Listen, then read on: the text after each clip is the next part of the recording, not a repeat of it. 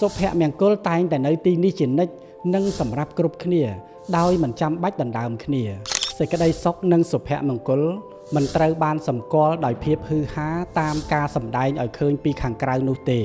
មនុស្សគ្រប់គ្នាធ្វើគ្រប់យ៉ាងគ្រាន់តែដើម្បីចង់បានសុភមង្គលនិងការធានាសុវត្ថិភាពក្នុងជីវិតរស់នៅប្រកបដោយសេចក្តីសុខនិងសុភមង្គលប៉ុន្តែការប្រឹងប្រែងធ្វើគ្រប់យ៉ាងដើម្បីបង្កើតសេចក្តីសុខ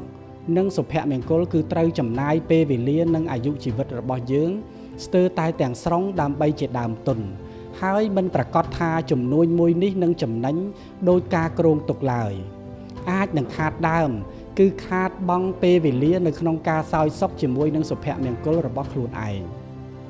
បើសិនជាកំណត់យកការមានទ្រព្យសម្បត្តិកេរ្តិ៍ឈ្មោះឋានៈបុណ្យស័ក្តិទើបហៅថាមានសុភមង្គលនោះម្លេះអ្នកមានទ្រព្យសម្បត្តិទាំងអស់ប្រកាសជាមានសុភមង្គលហើយផ្ទុយទៅវិញសុភមង្គលពិតប្រាកដមិនមែនជាការសម្រេចសេចក្តីប្រាថ្នាដែលនៅខាងមុខហើយត្រូវធ្វើដំណើរឆ្ពោះទៅ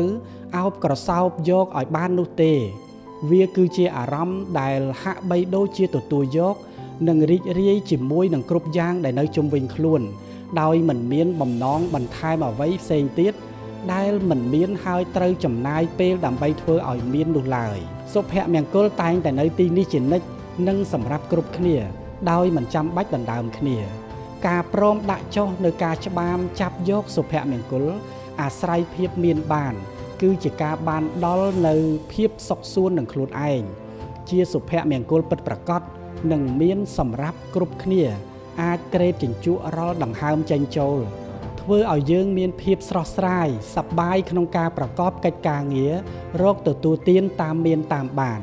នេះជាការបណ្ដាក់ទុនក្នុងជីវិតដែលអាចប្រមូលផលសោយសុខបានដោយមិនចាំបាច់រងចាំជោគជ័យទើបមានសុភមង្គលនោះទេ